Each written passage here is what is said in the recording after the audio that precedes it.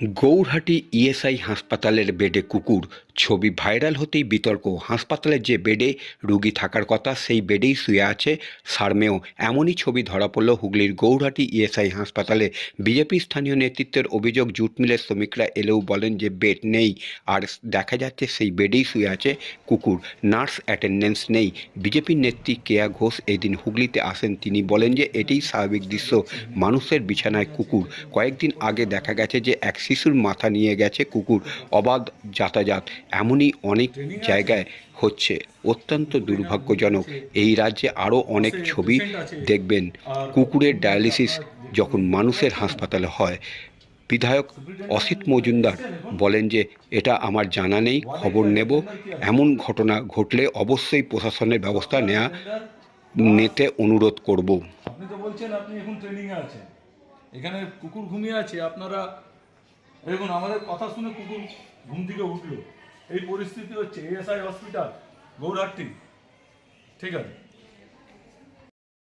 এই এএসআই হসপিটালে এইখানকার জুট মিল শ্রমিকদের কমপ্লেনে আমরা পরিদর্শন করতে এসেছিলাম। এখানে মানুষকে বলছে কি বেড নেই, কিন্তু আমরা নিজের চোখে দেখলাম কি এইখানে বেডের উপরে কুকুর ঘুমানো। প্রায় আজকে এক সপ্তাহ ধরে সার্ভার নেই, কোনো কাজ হচ্ছে না এএসআই হসপিটালে। এই পরিস্থিতি হচ্ছে এখানকার এএসআই হসপিটাল। আমরা যে ওয়ার্ডে গেলাম, কুকুর ঘুমানো, মহিলার ওয়ার্ডে কুকুর ঘুমিয়ে আছে, এবং ওই ওয়ার্ডে কোনো নার্স নেই, কোনো অ্যাটেন্ডার নেই, কোনো ডাক্তার নেই, কিচ্ছু নেই। কি চিকিৎসা নামে এখানে কি হচ্ছে? মানুষকে এখানে বোকা বানানো হচ্ছে। সুপ্রিনটেন্ডেন্ট, আমরা 11:30 12টা বাজতে চললো, সুপ্রিনটেন্ডেন্ট এখনও আসেননি। সুপ্রিনটেন্ডেন্টের সাথে কথা বলার জন্য আমরা এসেছি, কথা বলার জন্য এখনও অব্দি সুপ্রিনটেন্ডেন্ট নেই, কেউ নেই আমাদেরকে অ্যাটেন্ড করার জন্য। এই পরিস্থিতি হচ্ছে আমাদের গৌরহাটি এসআই হসপিটালে। প্রায় এক সপ্তাহ ধরে এখানে সার্ভার নেই, কোনো কাজ হচ্ছে না। মানুষ আজকে যে চিকিৎসা নিতে আসবে সে এক সপ্তাহ আপনার সার্ভারে অপেক্ষা করবে? এটা হতে পারে না। এইটা পশ্চিমবাংলা সরকার, মমতা ব্যানার্জির রাজ্যে এই হচ্ছে স্বাস্থ্য ব্যবস্থা। এর প্রতিবাদ আমরা করছি। আমরা সুপ্রিনটেন্ডেন্টের সাথে কথা বলবো, দরকার পড়লে ডেপুটেশন দেবো, দরকার পড়লে আমরা ইএসআই ঘেরাও করবো। গৌরহাটি ইএসআই হাসপাতালে দেখা যাচ্ছে যে বেডের উপরে কুকুর শুয়ে আছে, দেখার কেউ নেই। যেখানে পেশেন্ট থাকার কথা সেখানে কুকুর থাকছে। কোথায়? গৌহাটি? গৌরহাটি ইএসআই, গৌরহাটি, ভদ্রেশ্বর। আচ্ছা, ভদ্রেশ্বর। এটা তো মানে সাধারণ দৃশ্য, এটা স্বাভাবিক দৃশ্য। এটা বিভিন্ন জায়গায় হয়েছে। মানুষের বিছানায় কুকুর। কখনো এই কয়েকদিন আগে সম্ভবত উত্তরবঙ্গে একটা নবজাতক বাচ্চার মাথা নিয়ে গেছে হাসপাতালে ঢুকে থাকা কুকুর। অবাধ যাতায়াত, এটা অত্যন্ত দুর্ভাগ্যজনক, এটা দুঃখজনক। কিন্তু এটার সঙ্গে এটাও আমাকে আপনাদের মনে করিয়ে দিই যে এই রাজ্য আরো অনেক কিছু দেখেছে। এই কুকুরের ডায়ালিসিস যখন মানুষের হাসপাতালে হয়, এই দৃশ্য, এই ছবিও কিন্তু এই রাজ্যে মানুষ দেখেছে। বলছি স্যার, এই হাসপাতালে একটা ছবি ভাইরাল হয়েছে যেখানে দেখা যাচ্ছে বেডের মধ্যে কুকুর শুয়ে রয়েছে। এই বিষয়টা কিভাবে দেখছেন, এবং এরকম কোনো তদন্ত হবে এই বিষয়টা নিয়ে? হাসপাতালের একটা ভিডিও আমি দেখেছি, যেখানে একটা বেডে একটা কুকুরকে শুয়ে থাকতে দেখা যাচ্ছে, এবং কিছু লোকজন সেটার একটা ভিডিও তৈরি করেছেন। তো অবশ্যই আমরা চাই জনমানুষের সচেতনতা আসুক, এবং হাসপাতালের বেডে কুকুর বা বিড়াল শুয়ে থাকবে এটা কখনোই কাম্য নয়। তো এই ঘটনা যেটা আমি দেখলাম, যে ভিডিওটা আমার কাছে এসছে, অবশ্যই তার একটা তদন্ত হবে।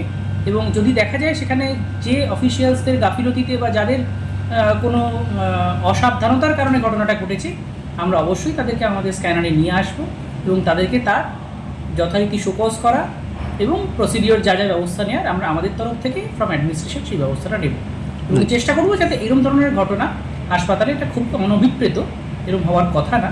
সুতরাং এরকম ঘটনা যেন না ঘটে। এটা কত নম্বর, মানে যে এখানে ছিল এটা কি ফিমেল ওয়ার্ড ছিল? হ্যাঁ, মানে অন্ততপক্ষে ভিডিওটা থেকে তো সেরকম বলেই মনে হচ্ছে, কিন্তু একটা ভিডিও থেকে তো পুরো তার এক্স্যাক্ট লোকেশনটা যাচাই করা যায় না। তবে আমাদের যে আমরা এটার ব্যাপারে এনকোয়ারি করব, সেখানে ওই আশেপাশে যে পেশেন্টরা ছিল বা ইত্যাদি এই এভিডেন্সগুলো দেখে আমরা জায়গাটাকে লোকালাইজ করবো, এটা কোন জায়গায় বা এক্স্যাক্ট স্পটটা কোথায়। আরেকটি বিষয় যে এই হাসপাতালে যে নিরাপত্তা, এই হাসপাতালটা তো অনেক বড় এরিয়া নিয়ে রয়েছে, দেখা যাচ্ছে পাশেই জিটি রোড। এই নিরাপত্তা নিয়ে কি হাসপাতালে কোনো রকম কোনো সমস্যা রয়েছে? না, হাসপাতালের নিরাপত্তা নিয়ে দেখুন, আমরা যখনই আমাদের প্রয়োজন, আমরা আমাদের কাছাকাছি অ্যাঙ্গাসবাড়ি আছে, চন্দননগর থানা আছে, প্রশাসনিক দিক থেকে তাদের সহায়তা আমরা যখন প্রয়োজন তখনই আমরা পাই। কিন্তু একটা যেটা সমস্যাকর রয়ে যাচ্ছে সেটা হচ্ছে আমাদের ইন্টারনাল সিকিউরিটির সংখ্যা।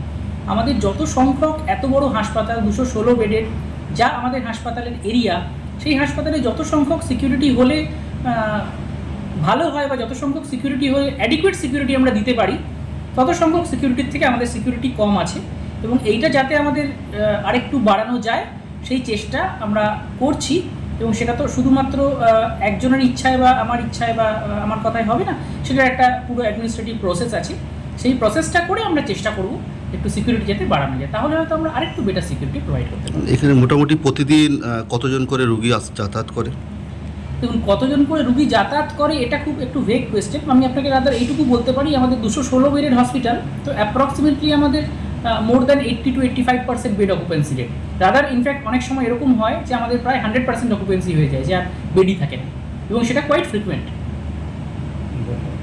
Thank you. বিজেপি নেত্রী কেয়ার করে বলছেন, কি বলবেন? দেখুন, এটা আমার কাছে কোনো খবর নেই, আমি খবর নেব। এমন ঘটনা ঘটলে অবশ্যই ব্যবস্থা নেওয়ার জন্য প্রশাসনকে অনুরোধ করব।